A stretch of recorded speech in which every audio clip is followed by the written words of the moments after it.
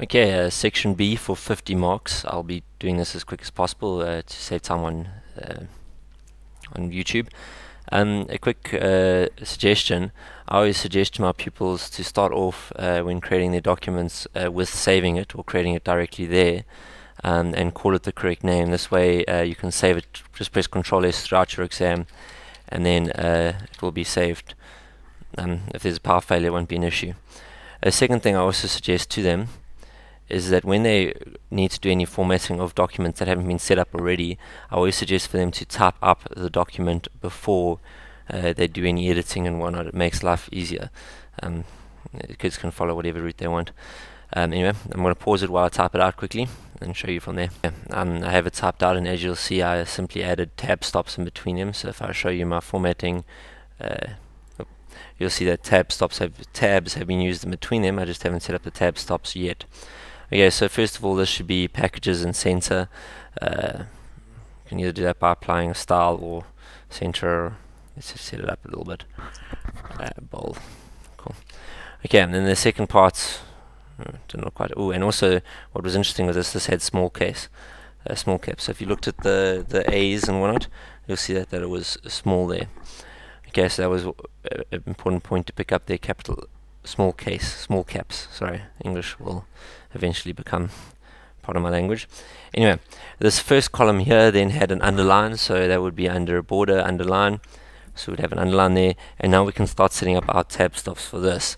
There was a right align tab stop, so I'm going to go to right align. I would click on the ruler where I want it, and there was a center aligned one here. So let's change it to center. I'm using the ruler here. I could also go through paragraph and then go to tabs. I just usually make use of the ruler, and I want this one to be about the center. Okay, so that's approximately like the same. For something like this, it wouldn't be so nitpicky with exactly measurements unless it's given. Okay, the next item over here, these have dotted leaders and more advanced tabs. So I'm going to create the basic set of tabs there, the center one here, which was at the 7 for the top, and then the right aligned one, which was at the just before the 16 up here. But now we need a dotted leader over here, so we can double click on there, or we can go to paragraph tabs. I double click didn't work. Okay, anyway, so this one here, we want to have a dotted leader, so click on dotted leader, click the right thing, set. Okay, important to click set before you click OK. For some stupid reason it doesn't apply when you click OK. So that's the formatting done for the top part. The second area is interested, ask you to add combo box and text control. To do this is under your developer ribbon. If your developer ribbon is not there, you would right click, customize the ribbon, and then you'll see the developer you would tick on the right hand side here. So you'd either show it or unshow it. Defaultly it is unshown. It's easy enough just to tick it and show it. Okay, so the developer ribbon will be here. Now it's asking over here, it wants a combo box for a yes and a no field. So we're going to add a combo box. And I can't remember how to add items to a combo box. Fail. Okay. We want yes. Okay. My bad. Okay. Properties. Nope. Fail. Remove control component. Nope. I want to go to properties of this control component. XML mapping properties. Oh yeah. By the looks of it, properties is up here. Controls properties, so you can go into the properties of that control. We want to add an item. We want the display name to be yes. By the looks of it, what we can do is we can actually store a separate value to what's controlled. So for example, if we wanted the value 1 to be returned if it was if the user chose yes, this could be handy for imports into Excel or whatever it might be. Anyway, okay, we're just going to do yes, yes, and we're going to add no. Okay. So now it will give a text box with the options of yes and no. The second part is a text control, so we go along here, blah blah blah. That's a label. This is a text control. Okay, so we've now got our two different items here. That is question 1 answered. Second part, restrict editing so that only I thought I was still paused, luckily I'm not. Restrict editing of the document to only allow the filling in of forms. So, restrict editing. Okay, allow only this type of editing, filling in forms. Yes, start enforcing it. Important not to put a password there just in case the markers need to have access to it. You do not create a password. So again, restrict editing under the developer ribbon. Only allow editing of filling in forms. Okay. Now you'll see that I'm unable to edit any of the items here. The only thing I can do is fill in the forms. Okay. If you do need to go back in editing, you'll just go stop protecting and then you can go back and do the answers there. So I'm going to save it for now and I'm going to close that. That's that question or 1 and 2 done. Now this question is a bit more of an open-ended question where I've kind of given them a structure to set up. I like this idea of questioning, but we'll see if it's allowed or not with IAB. But what we're going to be doing is we are going to be creating our own pamphlet using the data that is given here. The criteria states that the title page should be created with the following features. It gives you ideas that should happen there, what the contents should contain, that all needs to be there, what styles need to be applied, that kind of thing, in a table of context. I'm going to first start by creating the document. It asked me to call it, you've been asked to create an apps brochure. In the apps brochure, so I'm going to create something logical. Let's go Word document, apps brochure. Okay. Again, I'm going to start off by typing out all the items needed, but however, it's actually physically there, so I'm just going to be copying and pasting. I'll do the first one with you, and then we'll work from there. It asks us to group according to browser, media, or utility. So browser, media, or utilities. Okay, so if I take a look at my different components there, the first one I've got here is an AVG. So AVG would be under utilities, because that is a antivirus. So then I would copy and paste the review. So I've opened up that text document. Easiest way, Control A, Control C, Control V. Okay. There is a lot of enters in there. You can get rid of additional spacings if you want. I think my normal formatting's got paragraph spacing, so I'm just going to modify that quickly to make it better. So it won't look so ugly. Okay, that's obviously not a requirement, but because it wasn't asked. Anyway, what we're going to do is now you would insert the image. So for the image, you would go either you just drag and drop from where the image is. I'm just going to do it that way because I'm lazy. Drag Word document, apps brochure. Hey, put it over here. Okay, fail. Microsoft has stopped working. Not that cool. Okay, just lost everything that I'd been doing. Anyway, you put up all the documents, you would insert the images and whatnot. I'm not going to go through it directly now, but I'm going to show you after I've got all the data there. So basically you would paste things into the proper headings and then you would work from there. And hopefully your computer won't do what mine just did. Okay. Pause it, be back now. Okay, as you can see, all I've done is I've just pasted all the text and the information on there. The one thing I did forget to do, however, was to put also the ratings on. So if you look here, the ratings, this just is an Excel spreadsheet that the different ratings that the editors would have given for AVG, CC Cleaner, etc. So we would need to include that as well. I'm just going to pause and quickly add those to the bottom. Okay, so I've added the ratings under each, just for interest. Browsers, Firefox and Chrome are both browsers. For media, Winamp, which is sadly stopped updating and whatnot. Very sad. VLC as media, and then utilities would be AVG and CC Cleaner. So this question would also test if you knew which each one of those fall under. Now, the question states, is asking that you should have a title page. So we would go Control Enter and we would put in a title page above here with requirements of a word art, different header and footer from the rest of the document, etc. Okay, so let's just quickly do that. Insert, actually I didn't find word art the other day. Turns out this is little A over here. And we are going to put there, what title should I give this? This is application brochure so apps. Cool. Fail. Cool. Yeah. It then asks different header and footer from the rest of the document. So let's go into our header and footer. We'll tick there at the top here of under your design area, because remember, always when you're inside of properties, extra properties will open up as a new ribbon, and this will directly deal with the component you're in, and you'll see their different first page, so that'll make it different. Does it say what needs to be in the header and footer? No, so I'm actually just going to go with my full name and school. Okay, it then says a date should be installed with automatic updates. I'm also just going to do that in the footer, maybe. Why not? Insert date and time. Fail. Ooh, insert date and time. There it is there. Okay, and update automatically because we want it to change. You can choose whatever format you want. It wasn't specified. I'm going to do that one. Okay, and then 28th of January 2014. Cool. Very ugly header, but it meets all the requirements. That's fine. Now, the next question states context heading 1 and heading 2 should be modified appropriately. Heading 1 style must be modified to have a 2 cm left indent. So let's go home, modify heading 1. So right click, modify. Heading 1 style should have a 2 cm left indent. So left indentation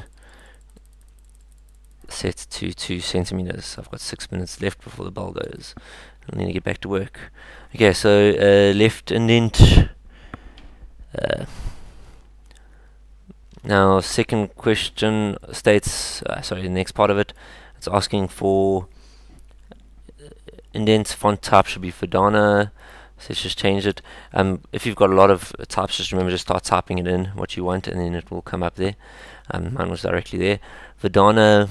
Then it asks for size 16. Okay, it is already size 16. Heading 2 must be modified. Okay, cool. So let's go OK, and let's modify heading 2. As far as I'm aware, this should also still be left aligned though. With a 2 cm indent, it wouldn't make sense with the center aligned. Okay, right click, modify. Now it asks for my heading 2 to be modified. It states that it should be a 12 point before paragraph spacing and to be small caps. I already set my normal document to have yours wouldn't already have this, so I'm just going to get rid of what mine already had, which was that and a border.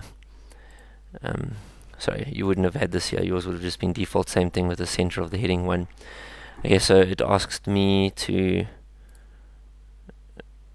Should have been 0. Okay. So it's asking me for small caps, which is under, so for heading 2, right click, modify, format font, that's under small caps, tick, cool. And we also need a 12 point paragraph spacing, so format paragraph, 12 point before paragraph spacing. Okay, okay.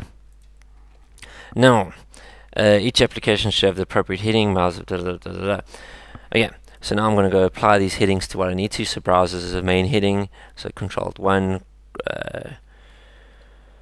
Firefox would be a secondary heading, and if you want ratings would be a third heading. So that's Control-2, Control-3. Media would be a main heading, Winamp would be a secondary heading, rating would be a third heading. Now shortcut for those, I could click up here, but Control-Alt-1 is heading 1, Control-2 is heading 2, Control-3 heading 3. Control-Alt-1, no, that's heading 2, that's heading 3. Okay, blah blah blah. Utilities is a main heading, AVG is a secondary heading,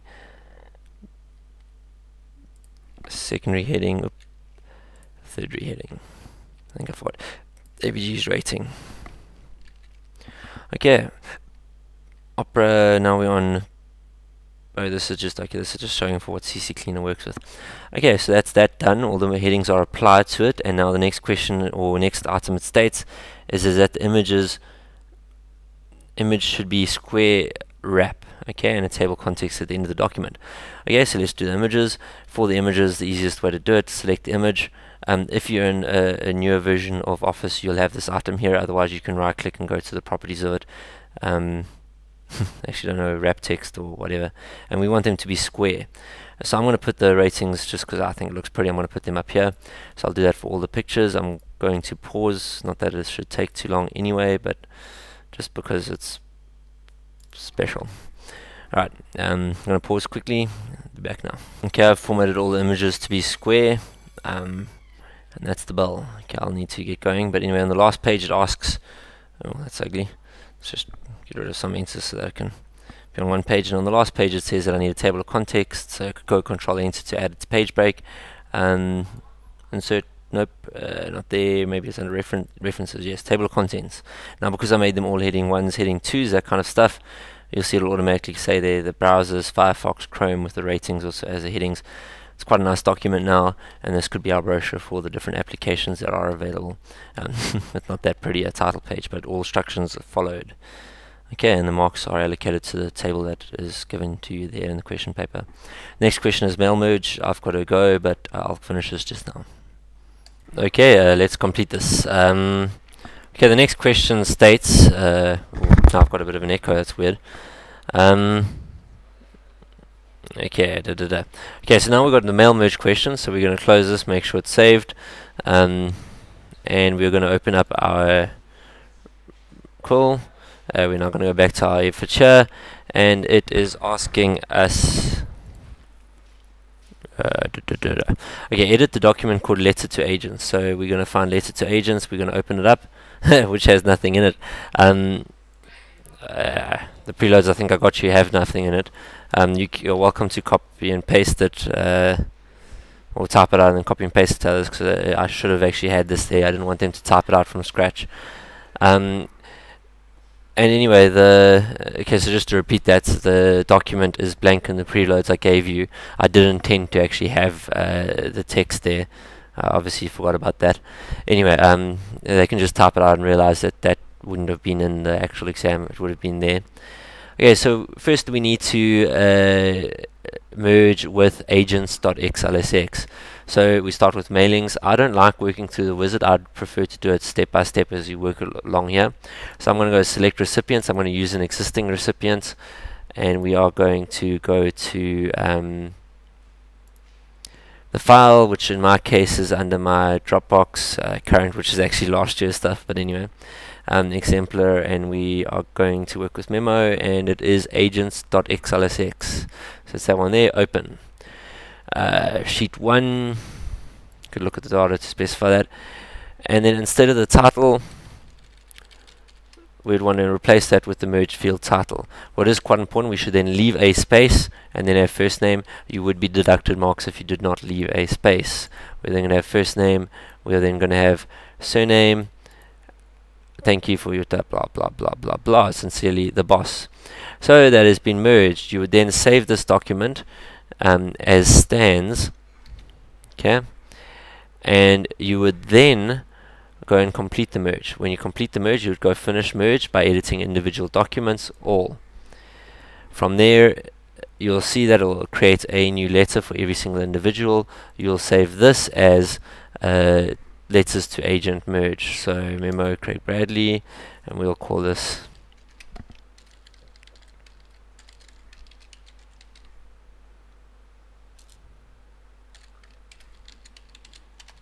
okay.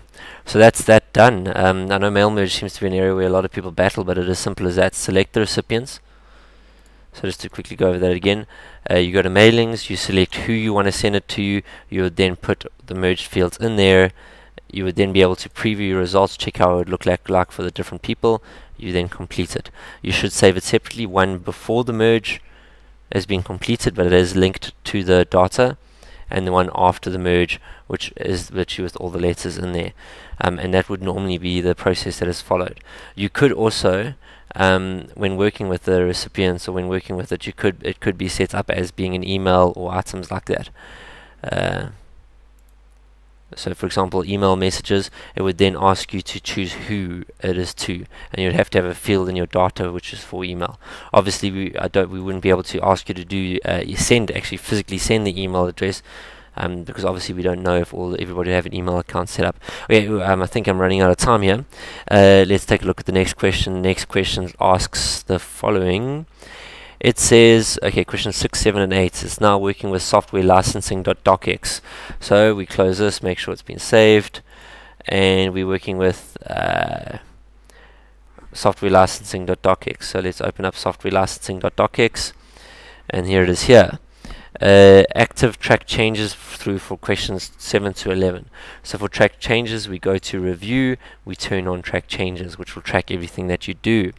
The next thing, give the text EAULA, which is this text over here, a footnote. So we go to references, nope, fail, there it is, footnote, okay, and we would say end user license